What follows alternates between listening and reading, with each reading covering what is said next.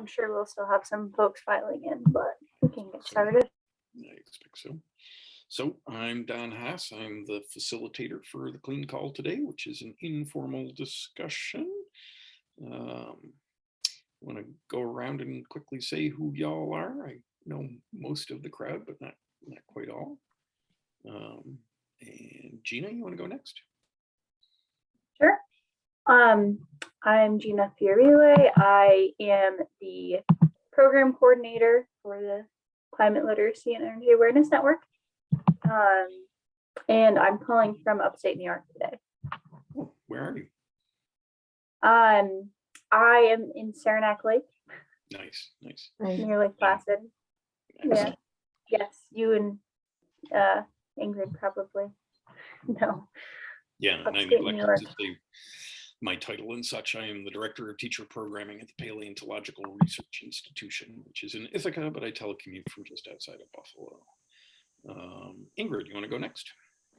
Sure. So I'm a colleague of Don's at PRI, and I'm the climate change education manager. Wendy, you want to go next? Sure. Hi, everyone. Wendy Abshire. I'm the director of the American Meteorological Society's education program, a member of the Clean Board, and happy to be here in community with you all after a couple weeks where I was so busy clicking this button in this hour was just not going to fit. It just couldn't happen. So it's nice to be back. Colleen, you want to go next? You were taking a drink. That wasn't fair. I'm sorry.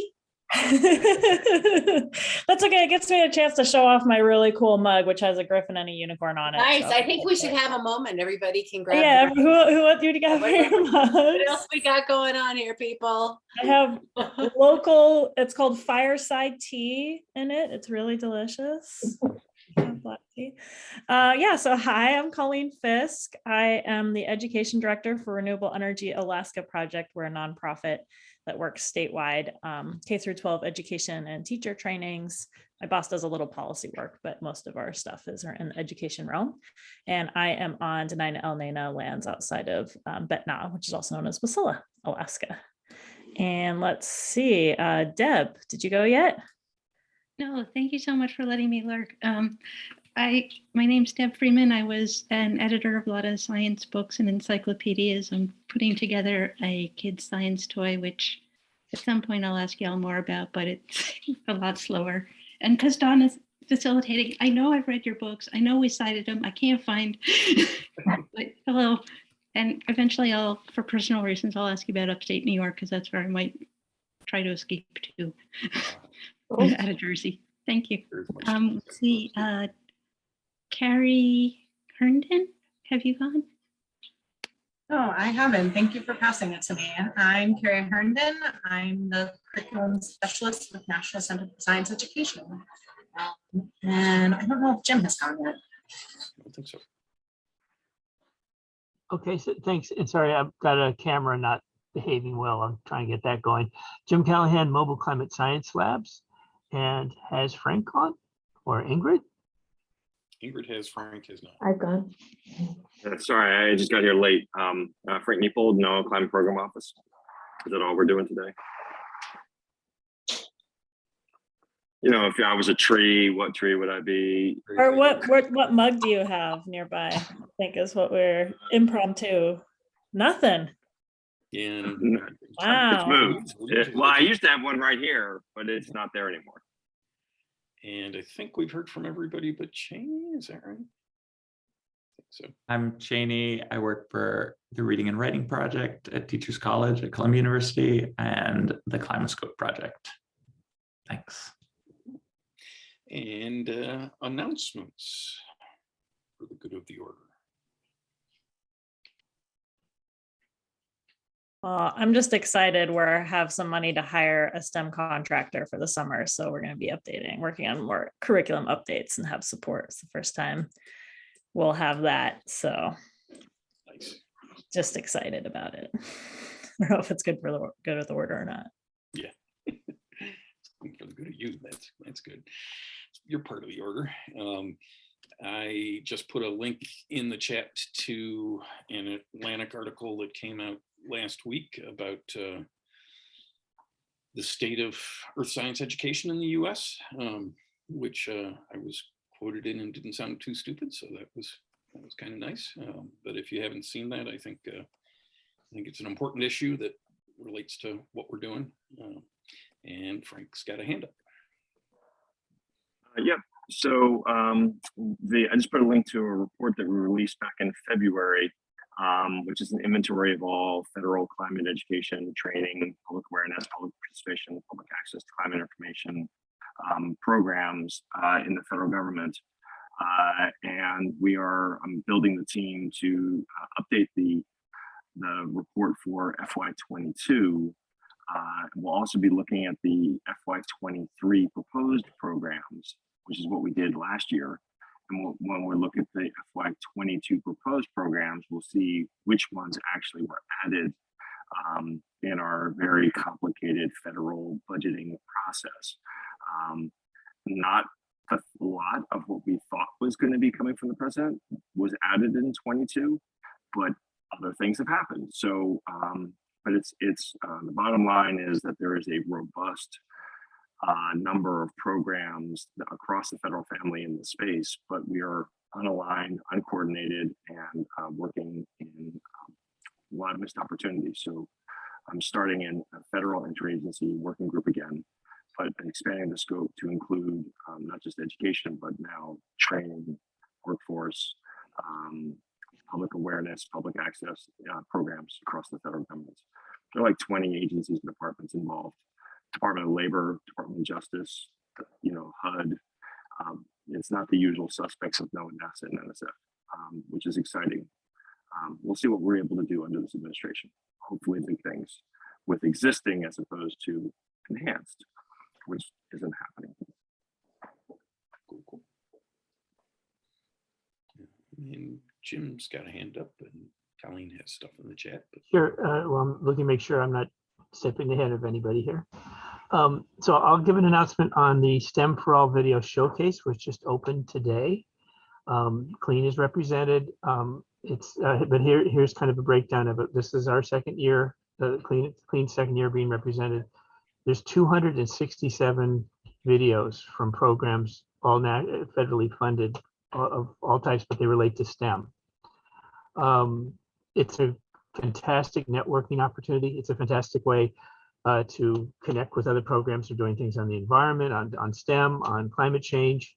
And so there's all this networking goes on and related on things. I would say also the way it works is the programs that are part of the Clean Network can get noticed and recognized because anybody can just sign in to be a participant. You can come in and make comments and look at things, and that's a lot of the way to get noticed is you find a program that you'd like to work with, and you write a comment to them, and you get in a dialogue with it, and everybody else sees that dialogue going on. So it's really great. I mean, NCSE would definitely want to, pretty much everybody here. If you want, I would recommend it. It's a great way to come in, and then you can kind of use as your home base the Clean Network video as a place to sort of like this is where we can come in, this is where we are as a connection. It runs for 8 days of discussion, and then the discussion is closed off. So after the 8 days, it's kept. The videos are there and all the things are there, but the active discussion and the big goings on is really important. NOAA is represented, NASA is represented. The biggest representation are programs funded by the National Science Foundation. But it's really a pretty who's who of anybody doing STEM on things. And Cheney, please get in there and do stuff because people are pretty excited about climate action, not just climate education. It's a great, especially those that may not be as well known yet. It's a great place to step in. AMS, there's weather, there's all kinds of weather people and things. I can share with people who you might want to, come and sit down at their table for a little bit. Okay, thank you. Thank you. Colleen, do you want to say a word about your students going to Kidwind? Yeah, I'm just really excited about it. We had our state, we call it the Clean Energy Olympics because we do wind, solar, and hydro at our competition. And we have, mostly it was all wind stuff this year, but we had 86 students who participated in person and virtually across the whole state. And so we have 4 teams who are going to nationals, including students from like really small rural Alaskan towns. So I'm just really excited about it. My coworker Tyler and I will be there to help judge too. I'm not sure if anyone else, probably no one else going to the Clean Power could win next week, but gonna brave Texas for a few days next week. Excited about it. I'll keep you guys updated how they do. Send that out. I'm checking out the STEM for All videos are looking pretty great too. And Wendy, do you want to say a word about what you just posted there? Oh, sure. Not too much more to say. One of our data stream online courses mentors works for AccuWeather as the broadcast meteorology manager. They have a new TV station that's like Weather Nation or the Weather Channel that's being run out of AccuWeather, and they decided to do a feature on our programs as a part of Teacher Appreciation Week. And I thought they did a great job putting together the story, all the video footage, and sort of the same thing you said, Dawn. I didn't hate what I said or how I sounded. So, it turned out all right. And it was nice to be asked and have the chance to speak about the program. So feel free to check it out or amplify the message through your social channels. We have put it out on our Twitter account, as has the AMS, if you follow any of those. It'd be great. Just trying to spread the word and help the teachers that are interested in having that kind of PD experience know that it's out there. We are few and there are so many teachers nationwide.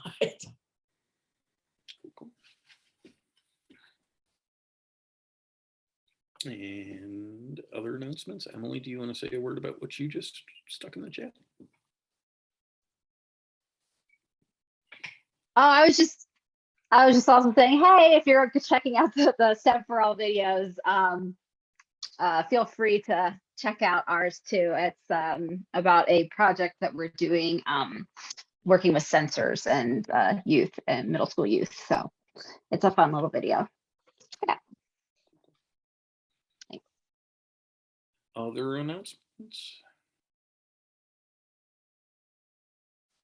I'll note that Frank and I were in a day-long workshop for Buffalo, City of Buffalo Public School, middle and high school teachers all day last Thursday on teaching climate change. And they are, they're sort of 2 big goals of that NOAA sponsored workshop are to help all of the science teachers think about incorporating more climate change into their curriculum, and they're initiating a new climate change elective in every high school in the district next in the fall, half credit, half-year course, and I'm excited that that's happening in my town.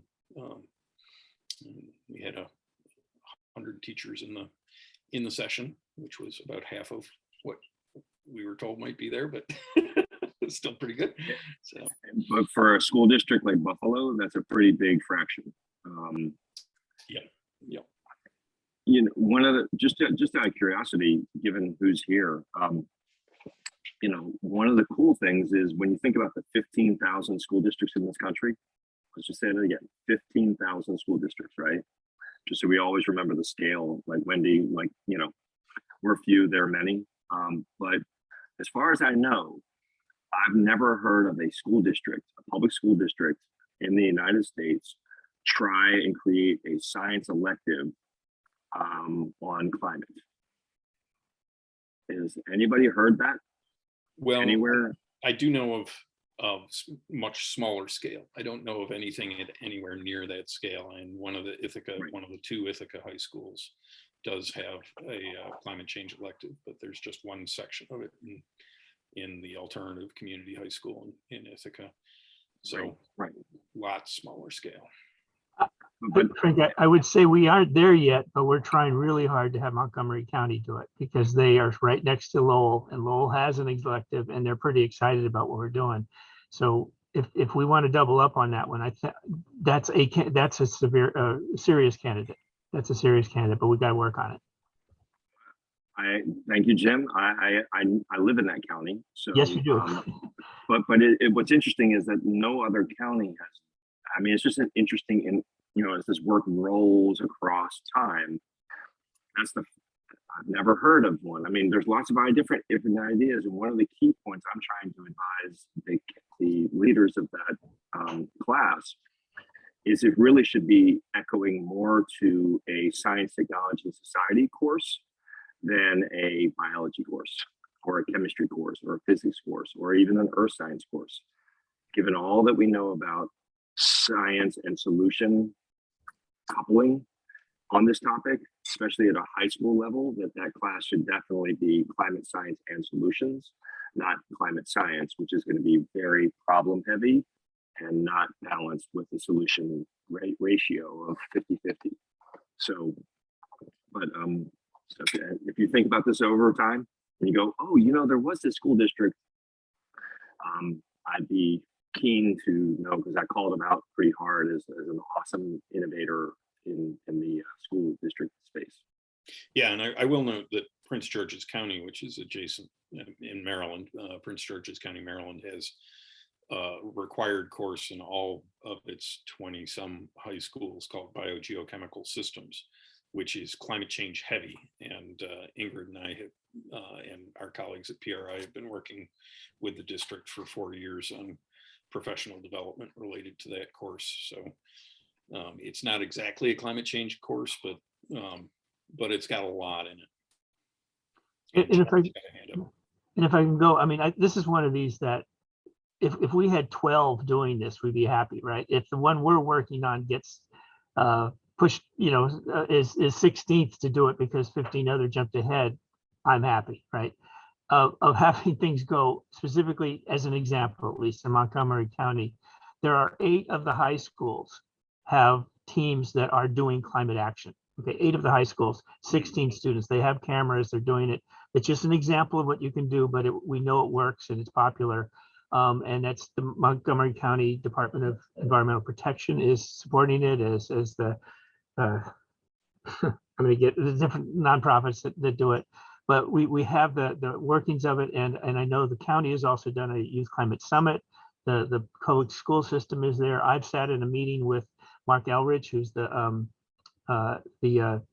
county executive, and they were talking about how to spend billions of dollars on climate action in the county. So I'm sitting next to basically the person who does the entire school districts like retrofitting for energy and so on, and talking about that. So there's an awful lot going on, and we have examples already. They weren't quite ready for the STEM for All video showcase, but the kind of stuff you'll see in that video is they're doing that stuff too. So anyway, maybe if we get a friendly competition going, so come on California, come on Colorado, you better move quick or Maryland's gonna ace you out on the first, right? That kind of smiley thing. Yeah, Ginger's got a hand up. Yeah, I don't know of any climate science electives, but I have had some success getting climate into AP Environmental Science, and I don't know, it's part of the regular curriculum, but those teachers have invited me, and also the AP Contemporary World Problems.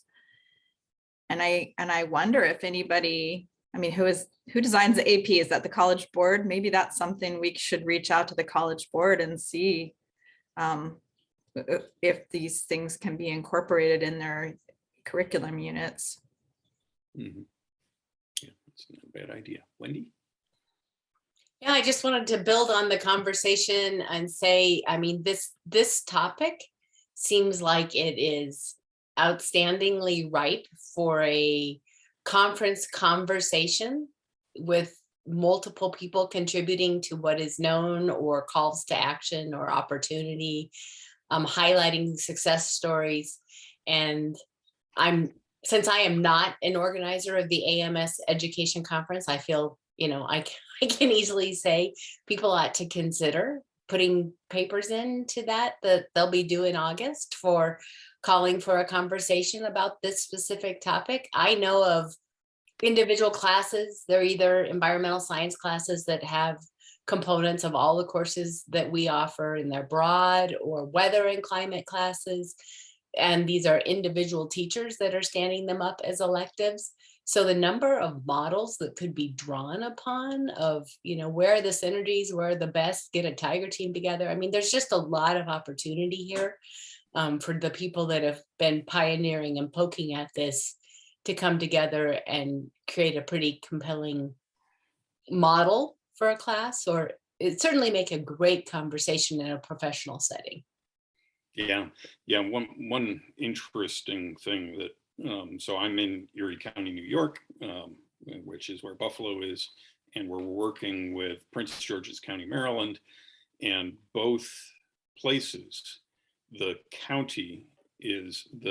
county's climate action plan in both places has explicitly incorporated opportunities for teachers and students to engage in the plan, which I have not poured over either of those plans in any detail as yet, but it's on my to-do list. And there is also a 2-day workshop this summer for Western New York teachers, particularly Erie County teachers, that addresses that I'll be a piece of, and I'm excited to see how that works. And I really wish we had the bandwidth to do a comparative study of what's going on with how county climate action plans incorporate opportunities for connections to kids, both through formal and informal channels, but we don't have the bandwidth to fantasize about it. If you've got some grad students who are looking for something to do,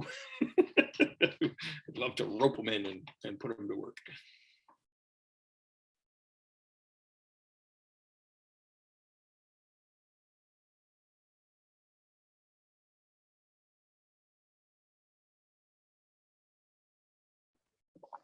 Anybody know any doctoral students? That's doctoral level. Yes. Yep. And boy, I would love to work with them. Yeah.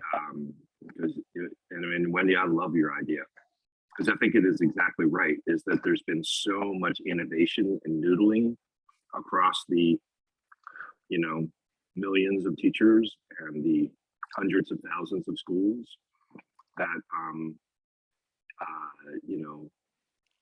what are the requirements? If you have one semester, what do you do in a semester?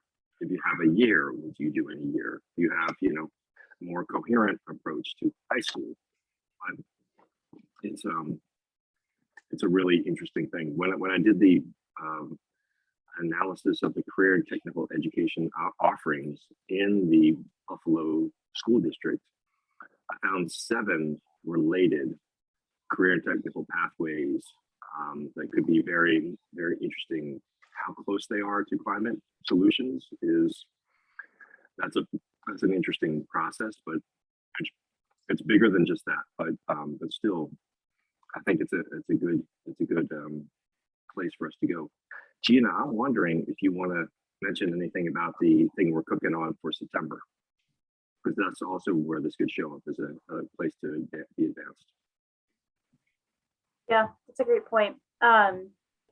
So we have been working, we being Clean has been working to restructure the leadership board. And one of the main items that has come out of that is a virtual event that is a leadership forum for folks who are involved in Clean and involved in climate change education broadly. And that will happen in September. We're still kind of pulling things together with that, but this could definitely be a topic of discussion at that event. And I think we'll have most of the event will be, we might have a keynote or two, but most of it will be work sessions and discussions and that type of thing. So this could be a great topic area. And you're looking at for September, maybe? Mm-hmm. Yep. We're still kind of pulling details together, but I would say in the next month or two, we're going to start advertising it. So generally it'll be called the Clean Leadership Forum, although we might change the name around a little bit, but yeah, it'll be open to anyone to join. Anything else, Frank? Missing on that. Well, the one other piece of the idea that I really like is that 6 months later, the idea is that we would have, because ultimately when people talk about things that are doing different things, that they would go, you know what, we should do something together that emerges from what we are doing. And that 6 months later, you're like, how are we doing? The thing that emerged as a thing that should be done, you know, we have to hold each other accountable to our intent. And so, you know, and then what do we need to do as a network to support and nurture these emerging ideas from really, really busy people? We all have the best of intention, but, you know, actually translating those actions, intended actions into actual actions is, you know, requires some support. So trying to figure out how does the network grow and do new things that we couldn't do apart. And that's kind of the vision. And then 6 months later, we have another forum, and then 6 months we have a check-in, and then, you know, 6 months. That's the idea. The planning group, we'll see how that emerges. If that's like maybe that's not the best idea. We'll see. But then we haven't really gotten the convene the planning group for September, but that's coming, and Gina's got point on that. I'm super excited. We've never talked about what we're doing and what we're planning on doing as a group at that level. We've always co-opted other conferences to sort of talk in between things. We've never actually gone directly at that yet. Even it's been since 2008. Maybe it's high time we start doing that.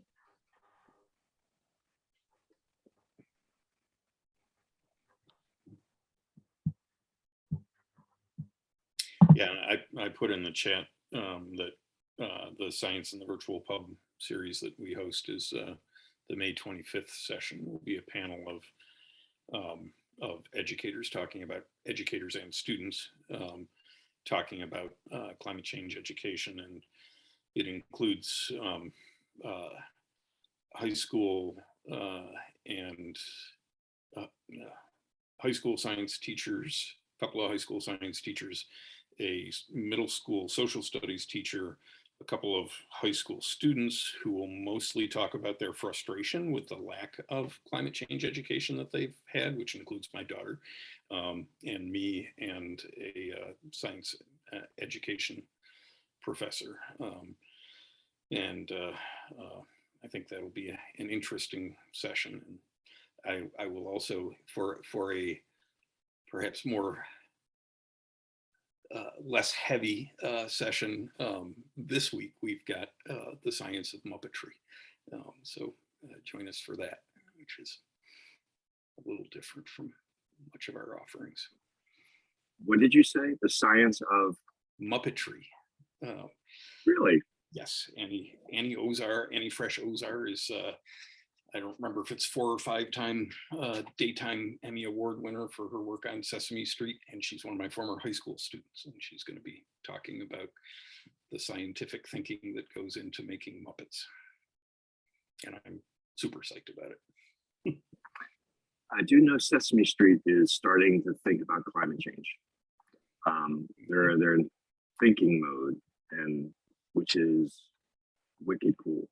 Yeah. So I'm waiting for the first planning meeting to see where that all goes. But I would love to see what early childhood education would be on this topic, because it isn't. They're not immune to it. It's just got to be done really skillfully.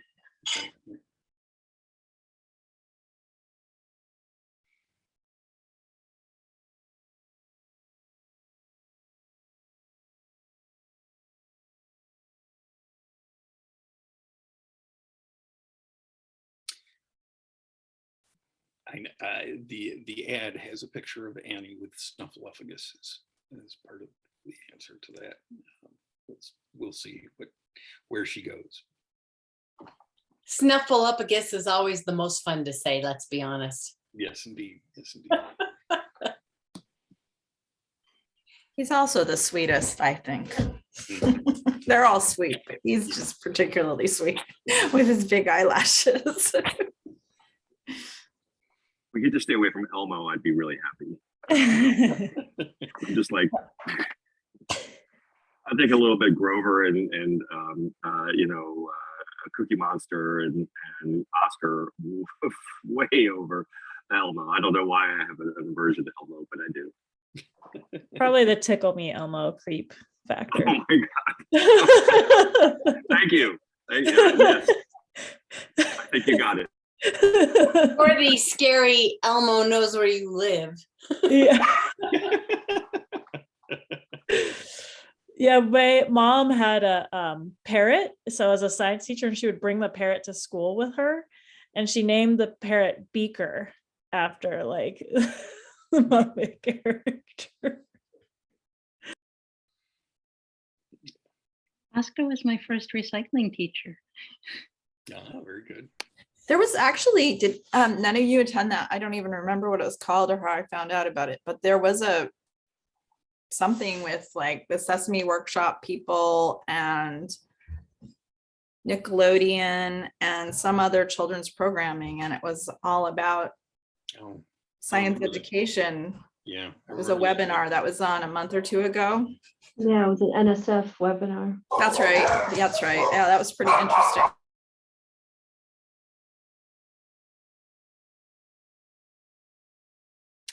Other announcements, things you want to talk about?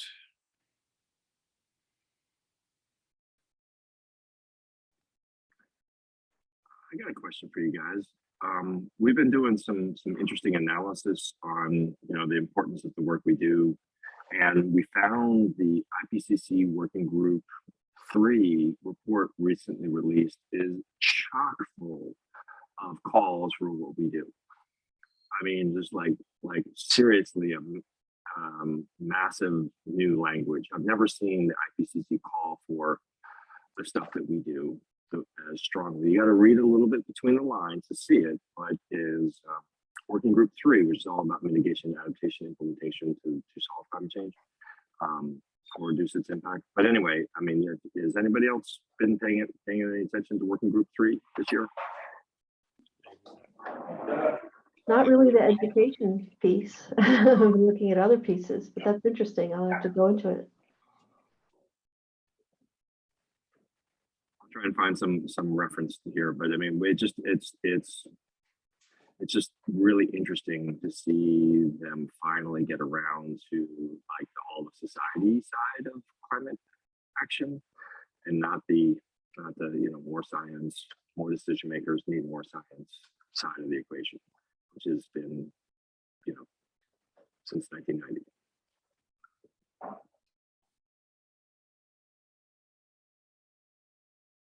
It does seem to me that climate change news coverage has just exploded in the last few months. I mean, I don't remember where I was going, but 20 minutes in the car the other day, and every story on NPR had a very explicit climate connection. That was like 5 pieces in a row, and then the next day, This American Life was on again while I was driving, and I had to sit in the parking lot of Wegmans for a little while to listen to the rest of Katie Worth's segment on how climate change is taught in America, which is in the most recent This American Life, and I need to go and listen to the whole thing because I came in the middle of it. But it strikes me as just explosive how much it's changed in the last year, at least for NPR. I wonder if that's coincidental or if it's because we have a new administration that is finally addressing it. And so the news media is rushing to catch up and actually talk about it. Yeah, and of course the extreme weather events are just. And we're living it like every day. Not just little pockets, but huge segments of people are living it. Yeah. Yeah, I'm you see I'm in my little down vest, and it is May 10th.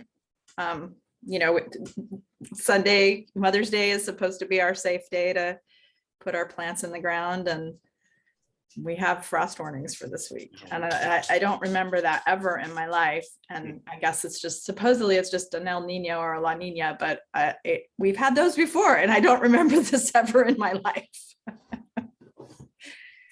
Something I could bring into, and this is helping our dear friends in the federal government, of what we're getting feedback of the federal agencies, the people we're talking to, is like, you have students who want to take climate action and work with us. No, like, oh boy, we better check about this. This is touchy. We just, come on, let's go. This is great. So specifically the Smithsonian's, we go, they love it. The Natural History Museum, they reacted to what our students said. 2 weeks later, they changed every light that we asked them to change from incandescent to LED. After first kind of like, are you serious? You guys know what this stuff is? That's, and then the Library of Congress right behind me, they are in the midst of changing those are incandescents behind me. And then we have pictures of what an LED looks like when you put the spectrum out. So our students are helping them.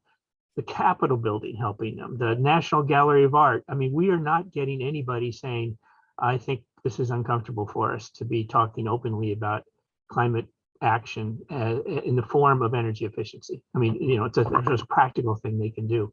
So if that just folds back to other agencies of like, the dam's broke, I don't know, whatever analogy is, the dam's broken, or things are moving here, and don't, our careers are not in jeopardy by moving on this. I mean, the big guy in the top in that big white building down on 1600 Pennsylvania Avenue, they're all going LED. They want it. So, you're not, can't tell you what's going to happen in 4 years, but right now we're doing really good. I mean, again, if the people are really inspired that students are wanting and helping the federal agencies, not going to the federal agency, why are you doing more? I mean, it's important for Greta people to complain, right, and to do things. That's important. But to come in and say, we want to help you, we want to work together, people don't want to say no to that. It's just totally inspiring.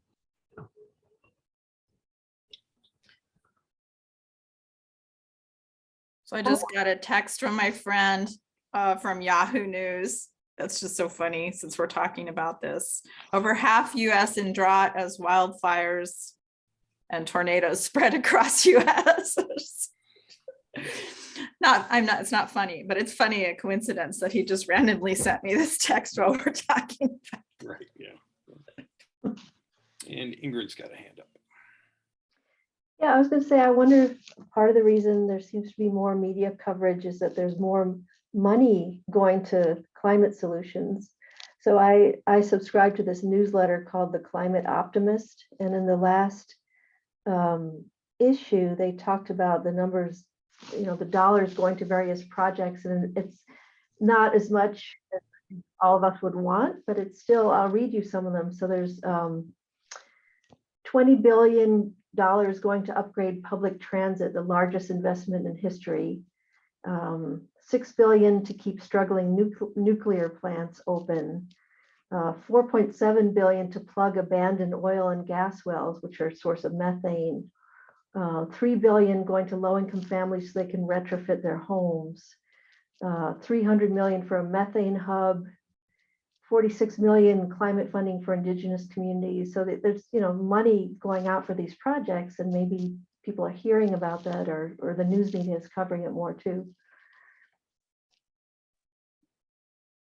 Unfortunately, that story is the buried story. Mm-hmm. The top line story is the problem.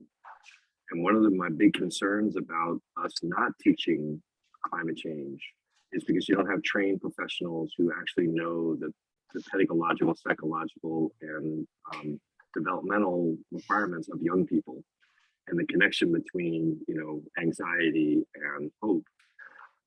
When students, I get this all the time. I get in these panels with young people, and they're like really concerned and activated. But I always ask them, where did you get that? And it's almost always not from teachers. It's from self-education, from media. Mm-hmm. And so, unfortunately, the media is incredibly dominated by problem. Like, it's like, wildfires here, and the droughts there, and the ice here, and, it's just like problem. And it's generating huge anxiety. but it's not generating new majors in solving this and taking these classes so you can be part of this, solve this, because we're not doing our part. And so what I'm really concerned about is that hidden story about all the massive climate action that is going on in our corporations, all levels of government, institutions. I mean, Don, your story about what Cornell is doing down in Ithaca is rockingly awesome. However, is very, very, very dwarfed by the problem stories. And so the fact that we don't connect these two things and is builds the momentum that we're losing ground. We're gonna not make we're not, and then it's just like does all these interesting problematic things for young people. Any teacher, formal, informal, whatever form you want, your audience. And you would see instantaneously that, oh boy, this isn't working. If you're paying attention. So I just want us to have trained educators doing this work as opposed to they're getting it just through the media. I'm not saying not media, but the media is, they're beating that problem side of the drum, and so is the scientific community. I mean, I worked for the federal climate global change community for 26 years. We're really in a really great, it's a problem business, and that's a problem. It's just a problem. So, anyway, I'll get off my high horse. Yeah, and I'll note we did a workshop on climate emotions on May 2nd with in collaboration with the Climate Mental Health Network, and you can see the agenda with lots of links there, including a link to the recording of the session. Thought it went very well, and folks seem to find it useful. So take a look.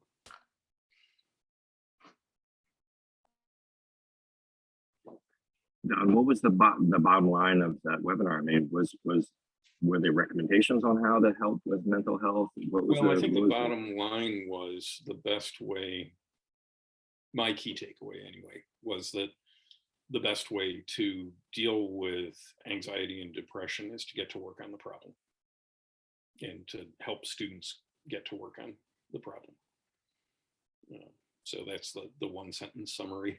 It was more complex than that, but it included don't lie. It is depressing. It is scary. But if you're not upfront about that, the students won't believe you and listen to you. So don't lie. I heard an interesting panel discussion today on societal transformation. I think kind of going along with that message of taking action. One of the people, Ann Rhodes, said something which is I love. She said, the number of things you can control is small. The number of things you can influence is very large. Yeah. So that idea of like the kind of action you can take, you may feel despondent that you can't save the world because you can't, build a solar farm by yourself or upgrade the electric grid, all those things, but you can influence a lot of those things with your voice. Yeah. I love that message.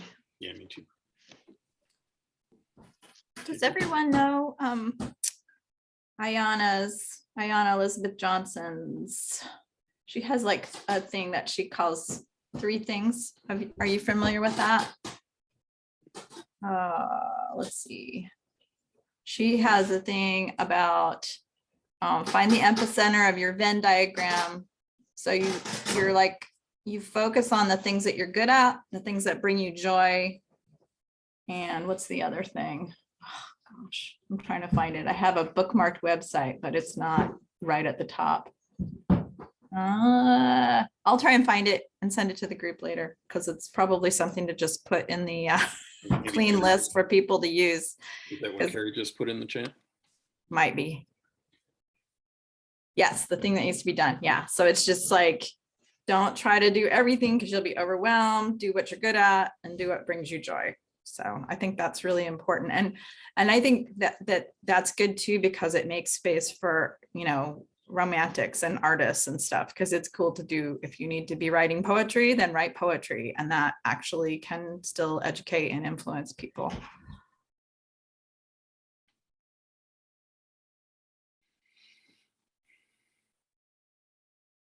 other things you want to talk about? I mean, it's okay to end early if we've run out of things to say. I have a question, Frank. Maybe more than a couple of calls ago, you alluded to a project that you were contemplating or wanted to get started on, and that you were thinking about needing partners or feedback. And I bet you didn't really clarify what you were up to. And I am not super busy at work right now, although I'm job hunting, and I have a second interview tomorrow that I'm pretty excited about. But anyway, yeah, I know. And so let me know if there's something that you need help with. And I'm a reader. I'm a good reader and researcher, and I'm definitely a systems thinker. So, and also I put you down as a reference for this job. So if you get a random call, even though we technically haven't worked together, I think you have a good sense of my skill set. To help. I'll just give you the super short version of what I think our next set of moves are. Since the ACE national strategy thing didn't work, the state was like, I'm like, what? And they're like, So, okay, they get to make that call. So we just finished a draft process for something called climate empowerment theory of change, which is different than the international mandate. But what's striking is that communities, when you look at it, and I've heard this a number of times from a number of leaders in our community, is that the climate action plans in communities all across the country, when it comes to education, training, public awareness, all that outreach, engagement, are weak, very weak. In fact, one of the strongest in this area is actually Montgomery County climate plan, because sometimes it's municipal, sometimes it's county, sometimes it's state. But we know in the community practice that we are, plus all the people we're connected to, plus all the people we're connected to in the wider body of work, that there's amazing programmatic interventions that are available, but we haven't really positioned what is possible with what could be. And so we're playing around with taking this theory of change, which implies that if you do these things, you get a new result, and operationalizing it with a readiness assessment. And then if you have strengths, but you haven't deployed them, how does a city, town, county actually move from, we have climate action commitments, but we haven't actually implemented them, and how do we get the all of society really activated? And so one of the ideas is like, let's be really concrete, tactical, specific.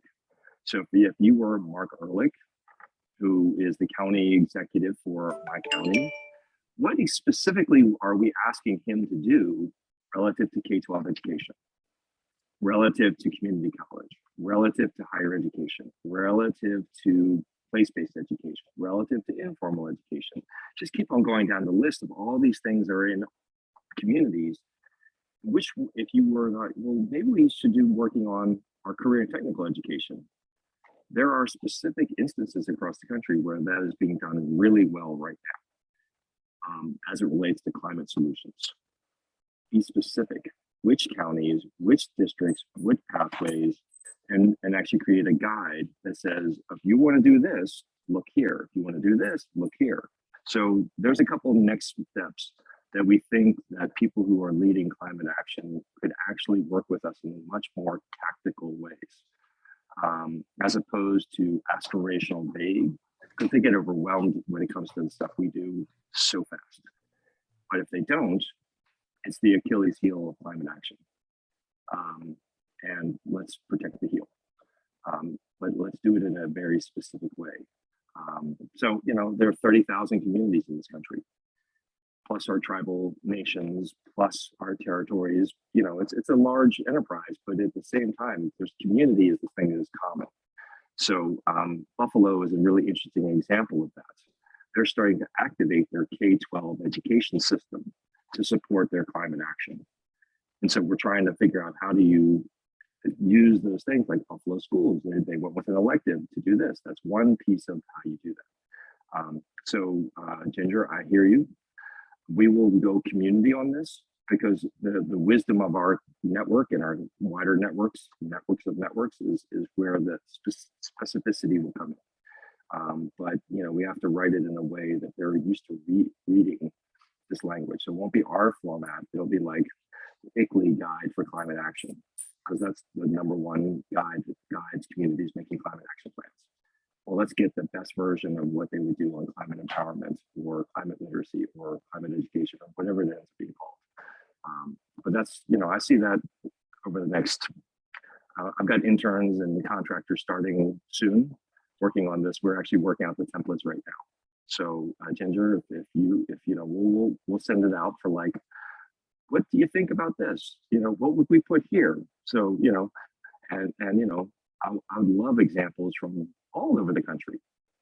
And so this gives us an opportunity to elevate practices that we have, whether it's, the Youth Climate Summit program that Gina, you used to be part of up at the Wild Center. That's just one instance of how you support youth in your community on climate action. But I want to be as tactical and specific as possible. And I've said it enough times, I think you get my point. I don't want, the case for climate literacy from 2007 kind of fluffy language, because it's just, they get lost. So anyway, sorry, that was a lot of words. But Ginger, you asked. Yeah, Frank, can I run something by you to see if this resonates with you? Sure. So I'm going to think of it as recognizing or having the folks who kind of have to approach it the way you do, kind of more, the whole area, right? A whole county, a whole area, or the whole country at its scale from the federal level and things. And then there are people like me working with students who we're kind of like, we know we're a small group of students, but then it spreads to other students, but we do things. But here's some of the dynamic. If we take Mark Elridge in Montgomery County as a place, one of the places we want to focus on, there is these discussions and things. I want to give an example of a discussion that I had with him that I think it's just to try out and see this dynamic. So we were part of the energy summit for Montgomery County where he gave the keynote speech, right? So it was about professionals going and things, and several hundred people in his back, COVID mixed hybrid.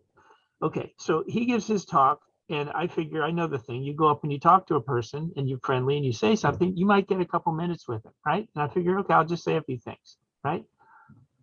Well, it ended up that there was a whole bunch of lines of people after he talked wanting to talk to him, and he just wanted to talk to me for 25 minutes. Right? I mean, I wasn't looking for that amount of time, but he wanted to talk to me. What I wanted to talk about is, Mark, this is great. We have this thing, but everybody here is a professional. They're an adult. These are people who are electrical engineers and things. What are we going to say to the young people in Montgomery County? I work with them. What message would you like me to say to them? And he started talking in a way like, get out your pen. I'm going to give you a speech right now.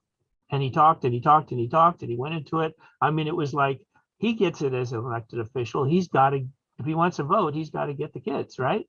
If he wants to be reelected or he wants people behind what he has, and he looked into it and how can he do this? And then he invites me to this meeting 2 days later in his office where they're talking about how they're going to spend billions of dollars on climate education because he wanted somebody there who has a connection to youth. Now he was asking me, could I bring some of the students?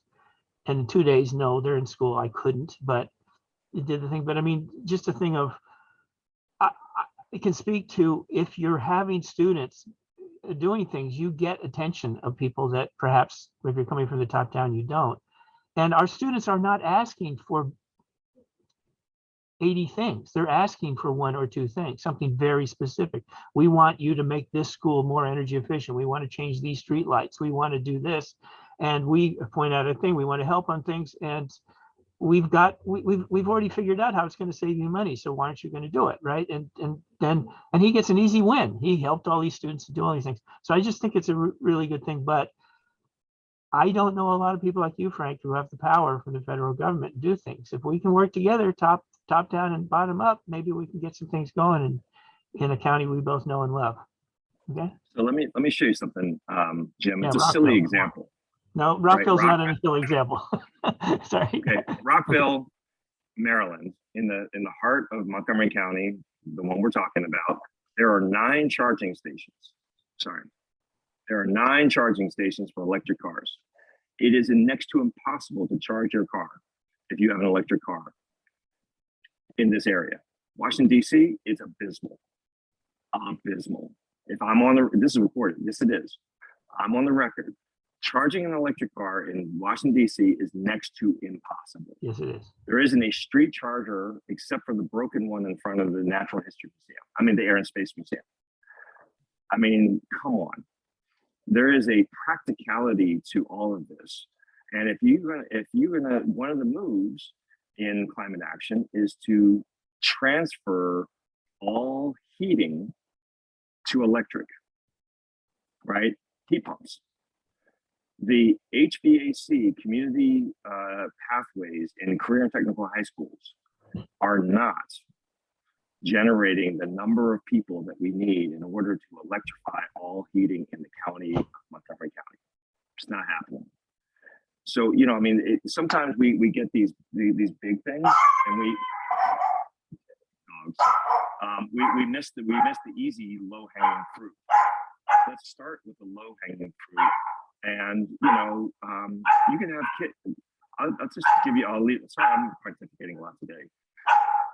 There is a town where I live, Brookville, Maryland, that is a green power community, EPA, which means that over 50% of homes are using renewable energy for their electricity.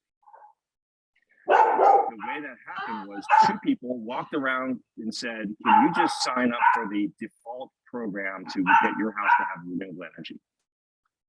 2 people walking door to door said, and it's a simple action. You go to your website, you type in your thing, you say, that's what I want. You, Wendy? There are so many easy community-based actions that are just not being done. And it's not like we need the elected official to get it going, but we need them to value it, to charge it, to elevate it, to incentivize it. But you know, I mean, I'm getting frustrated.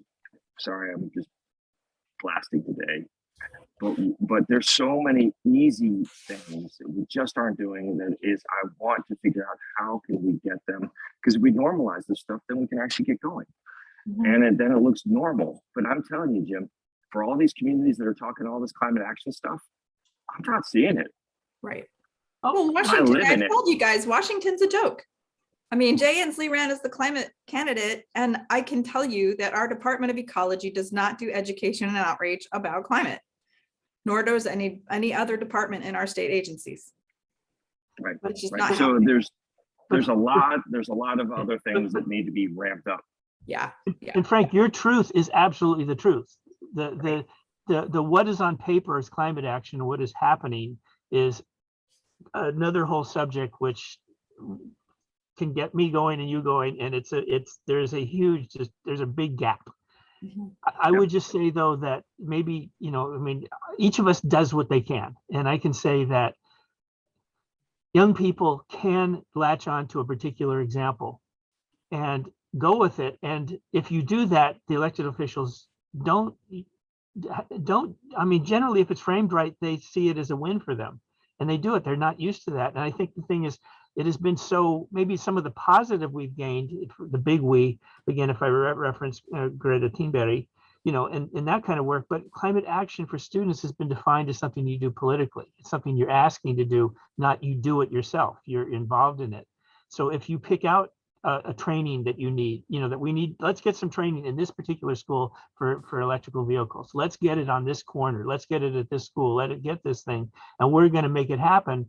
Then someone like Mark is pretty likely to say, okay, we have the money to make that happen. But it has to be framed something within that. I think there's just a big problem that climate action is framed as being something that's all political, and it's not. Let's do it. Right. Let's get on with it. So it looks like we're losing people. You know, we're already a minute over, but I think that's it's an exciting conversation. Hopefully we can keep this going. Come lurk again, Deb. Bye. Have a good day, everyone. Thanks, everyone. Thanks, everyone.